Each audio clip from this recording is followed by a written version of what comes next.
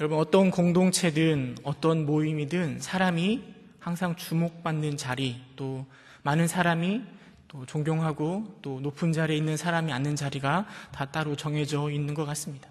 결혼식장을 생각해 보면 웨딩 사진을 찍을 때 그 맨 앞에 한 중간에 서는 사람은 언제나 신랑과 신부입니다. 왜냐하면 그들이 그날의 주인공이기 때문입니다. 식사 모임을 하더라도요, 어디나 상석이 있다고 이야기합니다. 심지어는 방에 들어가도 아랫목이 있어가지고요, 그 자리를 어른들에게 양보하는 것이 바로 상식으로 통합니다. 어떤 모임이든 어느 자리에 앉느냐에 따라 때로는 그 사람의 지위와 위치가 정해지기도 하는 것 같습니다. 서열이 분명한 군대에 가면 그런 모습이 더 분명하게 나타나는 것 같습니다. 제가 군대에 있을 때 이 점호 시간이 되면은요, 이렇게 내무반에 가면 양쪽에 침상이 있었거든요. 아주 점호 시간이 되면 이 군인 아저씨들이 그냥 막 앉는 것이 아니라 늘 서열에 따라 앉습니다. 문을 딱 열면 이쪽에서부터 누가 앉느냐면 막내가 앉는 거죠. 오른쪽 맨 앞에 2등병이 막내가 앉고요, 저 뒤까지 1병, 마루분까지 쭉 앉습니다. 그리고 건너편 이 침상에 보면 저 끝에 상병이 시작해서 이쪽에 이제 말년 병장까지 이렇게 차례로 쭉 앉습니다. 그래서 문을 열면 이렇게 아랫사람부터 딱 보이도록 이렇게 하고 점호를 받습니다. 그래서 이 맨 앞에 있는 이 군대에서는요, 이 자리, 어느 자리에 앉느냐에 따라서 자신의 위치가 분명하게 드러납니다. 그래서 2등병 때는요, 사람들이 점호 시간이 되면 늘 이렇게 빳빳하게 각을 잡고 있습니다. 이 각을 잡는다는 건 이렇게 관절 같은 걸로 구부리면 안 됩니다. 딱 펴고 이러고 미동도 하지 않고 그 자리에 가만히 있어야 됩니다. 그런데 조금씩 옆으로 이렇게 계급이 높아지면 높아질수록 이렇게 조금씩 각이 풀립니다. 그래가지고 상병 건너편에 되면 이제 허리도 구부리고 있고 누워 있기도 하고 막 말도 하고, 이게 이제 군대의 모습입니다. 그래서 점호 시간에 이렇게 막 서로 이야기할 때요, 2등병 자리에 앉아 있는 사람은 한마디도 하지 않고 가만히 있습니다. 누가 혹시나 내 이름 부르지는 않을까, 관등성명 돼야 되니까요, 늘 긴장하고 있습니다. 근데 반대편에 병장이나 상병 쪽에 앉아 있는 사람들은 늘 웃으면서 이야기하고 한마디 하기만 하면 그게 곧 법이 돼가지고 다음날 우리 침상 한번 청소할까 하면은 다 청소해야 되고, 그런 일이 내무반에 항상 일어났던 것 같습니다. 오늘 저희 설교의 제목이 무엇인가 하면 하나님의 자리입니다. 이곳에 계신 여러분들은 모두 다 하나님을 나의 구주로, 나의 마음속에 주님으로 영접한 분이라 확신합니다. 늘 마음속에, 여러분의 마음속에 하나님이 자정하여 계시고 하나님으로 인하여 감격을 누리며 살아가시는 여러분들이라 믿습니다. 그렇죠. 네.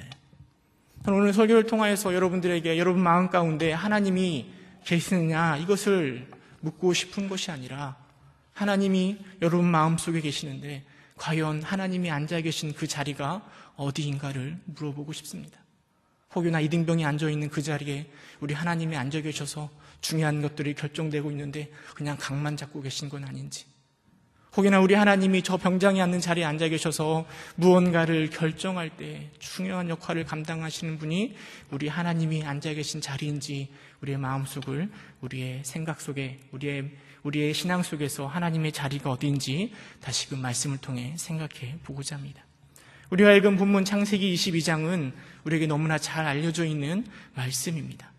그 내용이 무엇인가 하면 아브라함이 100세에 낳은 이삭을 하나님께 제물로 드리는 내용이 기록되어 있습니다.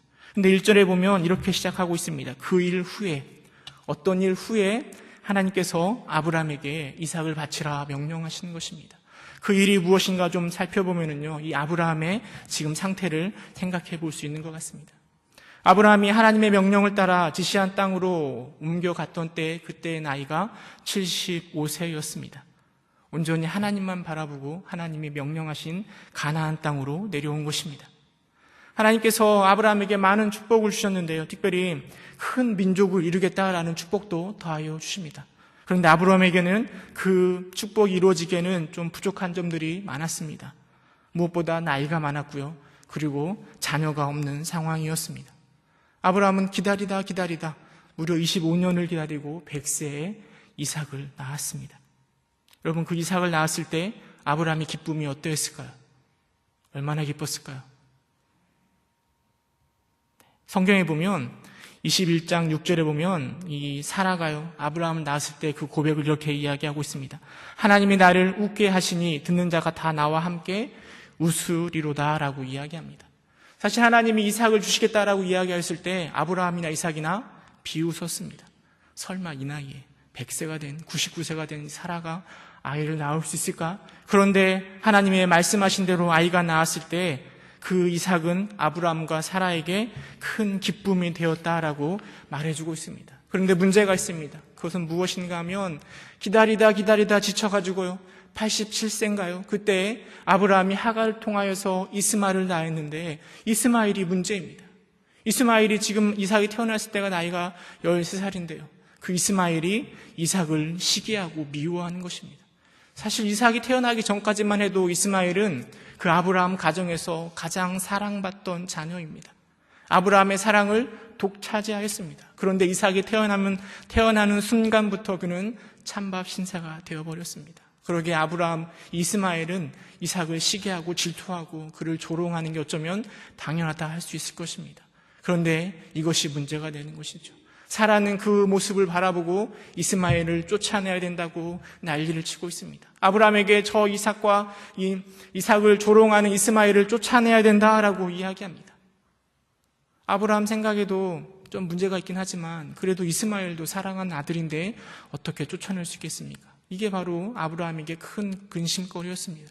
그런데 21장 상반절에 보면 무슨 일이 일어나는가 하면 하나님이 아브라함에게 그 하갈과 이스마엘을 사라의 말대로 집 밖으로 내어 보내라라고 성경이 기록되어 있습니다. 그리고 아브라함은 그 하나님의 명령을 따라 하갈과 이스마엘을 내보냅니다. 그리고 아브라함의 가정 가운데 평안이 찾아옵니다.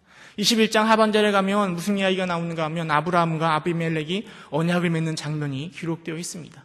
아비멜렉이 누군가 하면 블레셋의 왕입니다. 한나라의 왕이 지금 개인과 더불어 언약을 맺고 있습니다. 서로 잘해보자 언약을 맺고 있습니다. 그만큼 아브라함이 세상 가운데 인정을 받고 있는 상황입니다. 그 일 후에 그의 가정이 이스마엘을 내보냄으로 평안을 누리고 이삭이 점점점 잘 자라나고 있고 사람들로부터 많은 영향력을 미치며 살아가는 아브라함이 있고 난 그 일 후에 하나님이 아브라함에게 말씀하시는 것입니다. 하나님이 그 일 후에 아브라함을 시험하고 계십니다. 그 시험의 내용이 무엇인가 하면 우리 22장 2절 말씀 함께 읽어보도록 하겠습니다. 22장 2절 함께 읽겠습니다. 시작.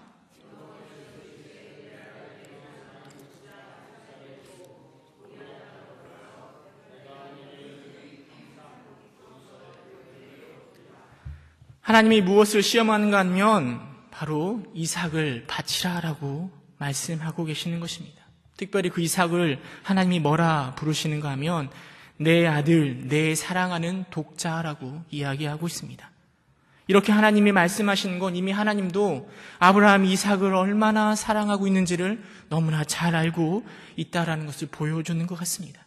그런데 하나님이 그 아브라함이 너무나 사랑하는 이삭을 지금 제물로 바치라라고 말씀하고 계십니다. 여러분, 이런 명령을 받은 아브라함의 심정이 어땠을까요? 도대체 이해할 수가 없는 명령입니다. 그 마음이 어땠을까요? 이삭이 누군가 하면 물론 아브라함이 사랑하는 아들이기도 하지만 하나님께서 25년 동안 약속하신 그 축복의 자녀가 이삭 아닙니까? 하나님의 축복의 결정체가 이삭인데 이제 와서 하나님이 다시 그 이삭을 바치라 요구하시는 것을 아브라함은 결코 이해할 수가 없을 것입니다. 왜 하나님은 자신 주신 그 이삭을 아브라함에게 다시 달라고 하셨을까요? 1절에 보면 우리는 그 이유를 잘 알고 있습니다. 하나님이 시험하려 하신다라고 성경은 기록하고 있습니다. 하나님은 아브라함의 믿음을 시험하려고 이삭을 달라고 하시는 것입니다. 그렇다면 우리가 생각해 볼 것은 도대체 하나님이 시험하시고자 하시는 아브라함의 모습은 어떤 모습일까요? 이삭을 바치는 것을 통하여서 하나님이 아브라함이 무엇을 시험하기를 원하셨던 걸까요? 그것은 바로 이삭의 자리와 하나님의 자리의 위치가 무엇인지를 하나님이 시험하고자 하셨던 것입니다.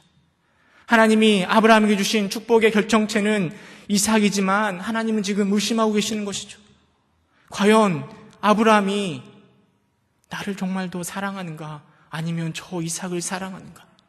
혹여나 아브라함이 하나님 나보다 오히려 더 이삭을 사랑하고 있고 그 이삭 가운데 빠져가지고 하나님은 보이지도 않는 모습으로 하나님 앞에 살아가고 있는 것은 아닌가?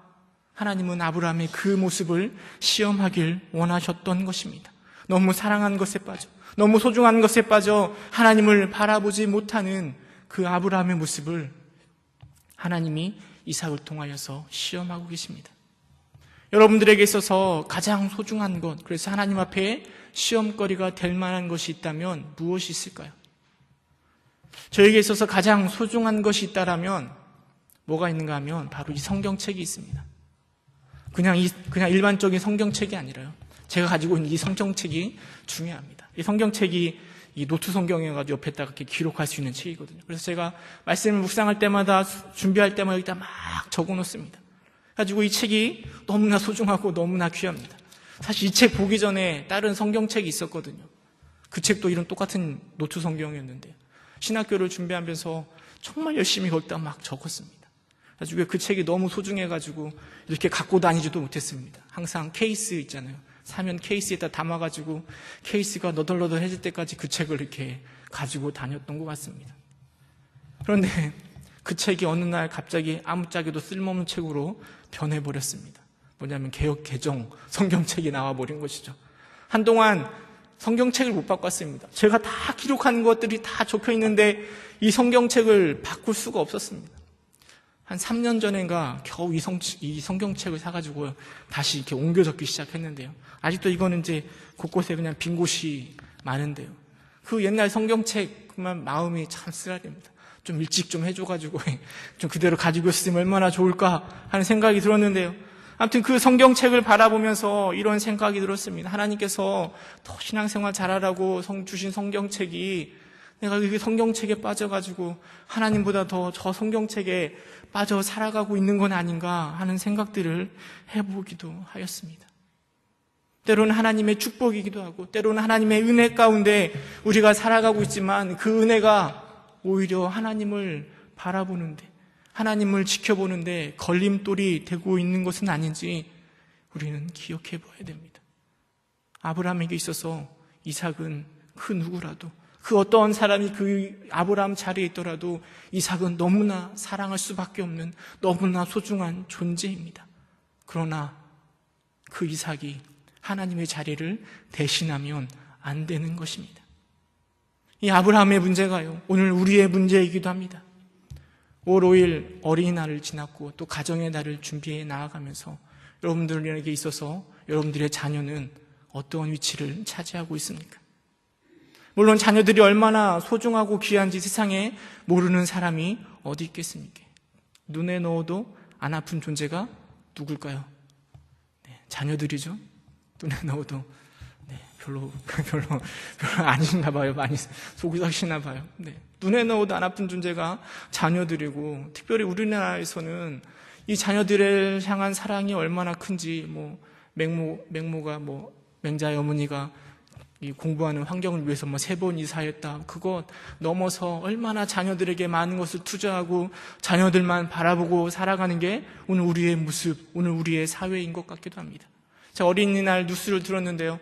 미국인이 그 어린이날에 대해서 이야기하더라고요. 미국에는 어린이날이 없다고 하네요. 그 사람이 뭐라 얘기하는가 하면 매일매일이 어린이날인데 왜 굳이 또 어린이날을 만들어가지고 부모님 피곤하게 만드는지 모르겠다. 그런 얘기를 하더라고요. 마음에 동감이 되더라고요. 늘 하영이 하민이가 원하는 대로 다 쫓아가고 있는데 굳이 또 어린이날 만들어가지고 더 이렇게 힘들게 만드는 그날을 왜 만들까 생각해 보기도 합니다.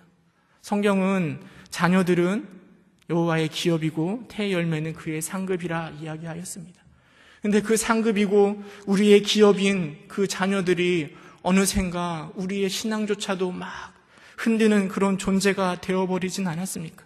자녀들을 너무 사랑한 나머지 하나님마저도 내 신앙마저도 내가 예배하는 것조차도 휘둘리는 부모의 모습으로 살아가고 있지는 않습니까? 물론 자녀를 사랑하는 부모의 마음 우리가 왜 모르겠습니까? 그러나 과연 하나님이 그런 모습을 기뻐하실까요? 그 중심에 하나님이 앉아야 할 그 자리에 하나님이 아니라 자녀를 쫓아 살아가는 우리의 모습을 하나님이 과연 기뻐하실까요? 여러분, 이삭을 바치라는 하나님의 명령을 들은 아브라함이 어떻게 행동했는가 하면 우리 3절 말씀 함께 읽어보도록 하겠습니다. 22장 3절 함께 읽겠습니다. 시작.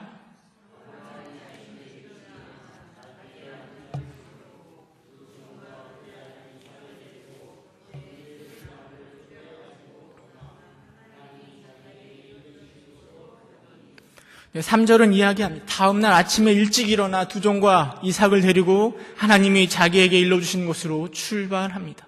하나님의 그 명령 앞에 아브라함은 한치의 망설임도 없이 그 다음날 바로 출발합니다. 아브라함의 단호한 순종의 마음이 여러 군데서 생각해 볼 수 있습니다. 첫째로 아브라함은 이 이야기를 사라에게 말했다는 내용이 기록되어 있지 않습니다. 왜일까 곰곰이 생각해 보면 만약에 사라에게 이삭 바친다고 이야기하면 사라가 가만둘까요? 네. 어찌 보면 사라도 걸림돌이 될 수 있기 때문에 아브라함은 사라에게도 말하지 않은 것 같습니다. 두 번째로 생각해 볼 것은 철저히 준비합니다. 이삭뿐만 아니라 무엇도 준비하는가 하면 번제에 쓸 나무도 쪼개가지고 준비해 놓습니다. 3일을 걸어가야 되는데 저 3일 걸어가서 그 모리아산 근처에서 얼마든지 죽을 수도 있는데 아브라함은 그것마저도 준비해 놓고 순종하려 합니다. 또 도착하였을 때 모리아산에 도착하였을 때 종들은 그 자리에서 기다리라라고 이야기하고 이삭과 아브라함만 모리아산으로 올라갑니다. 그 역시 이 종들이 혹여나 이삭 잡으려고 할 때 이 막는 것을 자신을 막지는 않을까 하는 그런 걱정 속에서 이렇게 한 것 아닐까요?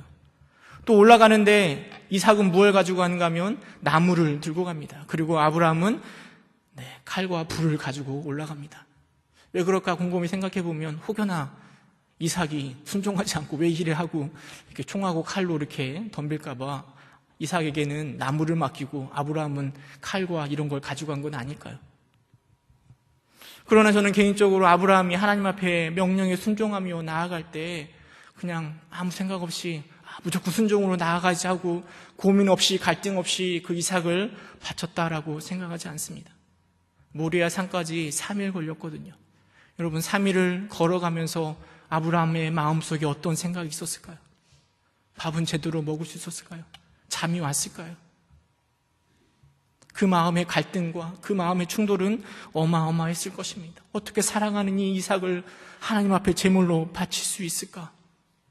그 마음의 갈등이 엄청났을 것입니다. 작년엔가에 우리 하민이가 오후 예배 때 이렇게 열이 많이 나가지고 막 경련을 한 적이 있습니다.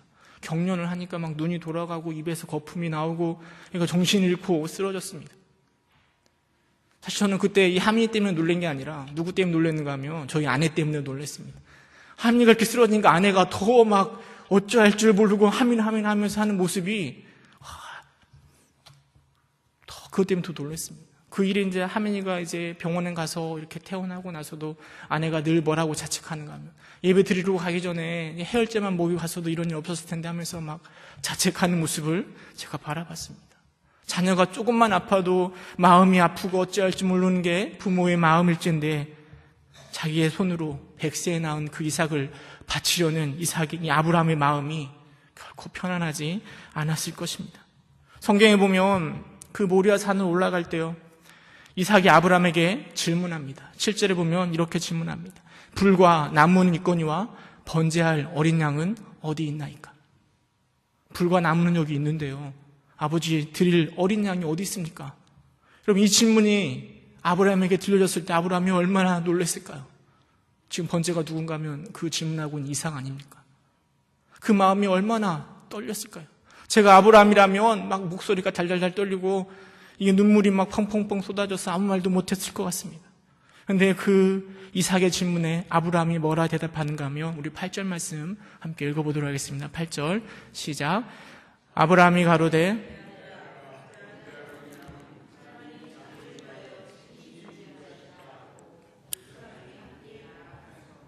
아브라함이 뭐라고 대답하는가 하면 하나님이 자기를 위하여 친히 준비하시리라 라고 이야기하고 있습니다. 저는 이 아브라함의 대답이 단순히 위기를 모면하기 위하여서 거짓말로 둘러대는 말이라 생각하지 않습니다. 이 아브라함의 고백은 그의 신앙의 고백이라 생각되어집니다. 내가 믿고 있는 하나님은, 나를 가나안 땅으로 부르신 하나님은, 100세에 저 이삭을 주신 우리 하나님은 친히 준비해 놓으실 것이다. 비록 지금 하나님께서 이삭을 오늘 내 곁에서 데려가시더라도 우리 하나님은 저 이삭을 나에게 다시 돌려주실 것이다. 아니, 이삭이 아니더라도 하나님께서 약속하신 그 말씀을 어떻게 해서든지 하나님께서 이루어 주실 것이다 라는 신뢰의 마음속에 이런 고백을 하고 있는 것입니다. 내 마음 중심에 다른 그 누가 있는 것이 아니라 오직 하나님을 신뢰하고 하나님의 말씀에 순종하겠다라는 그런 고백 가운데 하나님이 자기를 위하여 친히 준비하시리라 라고 이삭에게 말하고 있는 것입니다. 이 일이 끝나고 나서 아브라함이 그곳의 지명을 뭐라고 불렀는가 하면 여호와 이레, 여호와께서 준비하신다라는 의미를 가지고 있는 여호와 이레라라고 부르고 있습니다. 아브라함에게 있어서 물론 이삭이 너무나 소중한 자리를 차지하고 있는 것은 사실입니다. 그러나 이삭을 아무리 사랑한다 한들 그 이삭은 하나님의 자리를 대신할 수 없는 것입니다. 이것이 바로 아브라함의 신앙입니다. 아브라함이 이삭을 실제로 하나님 앞에 드리려 할 때 하나님께서는 급하게 이삭을 부르십니다. 아브라함아, 아브라함아. 그리고 뭐라 말씀하시는가 하면 12절 우리 함께 읽어보도록 하겠습니다. 22장 12절 시작. 사자가 가라사대